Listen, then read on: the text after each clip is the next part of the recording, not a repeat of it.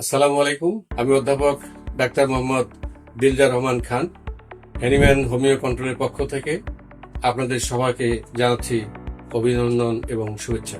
আমি এর আগে আরো কয়েকটি ভিডিও আপলোড করেছি, নিশ্চয়ই আপনারা ভিডিওগুলো দেখেছেন, আপনাদের ভালো লেগেছে। আজকে এই ভিডিওর মাধ্যমে আমি আরো একটি জটিল এবং গুরুত্বপূর্ণ রোগ নিয়ে আলোচনা করব। এই রোগটি হচ্ছে নেজাল পলিপ, যাকে বাংলায় বলা হয় নাকের পলিপাস। নেজাল পলিপ বা নাকের পলিপাস একটি কমন রোগ এবং একটা জটিল সমস্যা। আমাদের সমাজে অনেক লোক এই রোগে আক্রান্ত হয়ে ভুগছেন। আমাদের সবারই এই রোগ সম্পর্কে জানার প্রয়োজন আছে, তার কারণ অনেক মানুষ অনেক ডাক্তারের দ্বারা অপচিকিৎসার শিকার হচ্ছেন। আমি যখন চেম্বারে বসি তখন এরকম রোগী আমি অনেক পাই। অনেক লোক এই পলিপাসের চিকিৎসা করতে যায় অপচিকিৎসায় তারা এমন অবস্থায় সৃষ্টি হয়েছে তাদের আর করার কিছু থাকে না। তো আমি যেটা বলতে চাচ্ছি সেটা হলো যে আপনারা অপচিকিৎসা হয়ে জটিল সমস্যার সৃষ্টি করার আগেই আমাদের সাথে দেখা করুন, যাতে এই অপচিকিৎসার মাধ্যমে আপনাদের যে কোনো ক্ষতি না হয় সেই বিষয়টা নিয়ে আমি পরবর্তীতে আরো আলোচনা করব। মানুষের নাক, কান, গলা এই তিনটি অঙ্গ অত্যন্ত গুরুত্বপূর্ণ। এই তিনটি অঙ্গের মধ্যে যে কোনো একটা অঙ্গ যদি আক্রান্ত হয়ে পড়ে তাহলে মানুষের সমস্ত শরীর অসুস্থ হয়ে পড়ে। এই পলিপাস মানুষের এক নাকে হইতে পারে বা দুই নাকেও হইতে পারে। এই পলিপাস হচ্ছে ঠিক আঙ্গুরের মতো।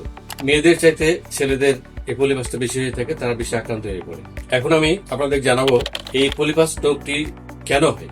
এই পলিপাস রোগ হওয়ার অনেকগুলি কারণ আছে, যেমন যাদের ঘন ঘন ঠান্ডা লাগে এবং ঘন ঘন ঠান্ডা লাগা জনিত কারণেই এই পলিপাসটা হয়ে থাকে। দ্বিতীয়ত বংশগত ভাবেও পলিপাস হয়ে থাকে, যেমন বাবা মা দাদা দাদি যদি পলিপাস থেকে থাকে তাহলে তার বংশ পরম্পরায় এই পলিপাসটা আসতে পারে। এছাড়া সাইনাস জনিত কারণে মানুষের এই পলিপাস হয়। এখন আলোচনা করব পলিপাসের লক্ষণ কি কি লক্ষণ দেখলে বুঝতে পারবেন যে আপনার পলিপাস হয়েছে।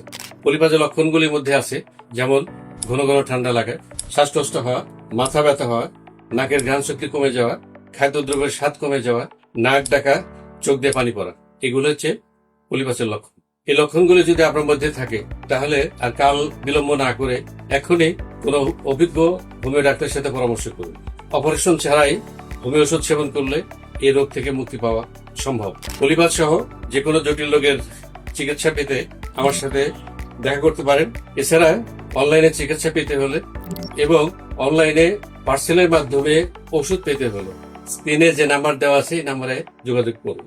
পরবর্তীতে আরো কোনো জটিল এবং কঠিন রোগ সম্পর্কে জানতে আমাদের পেজে চোখ রাখুন।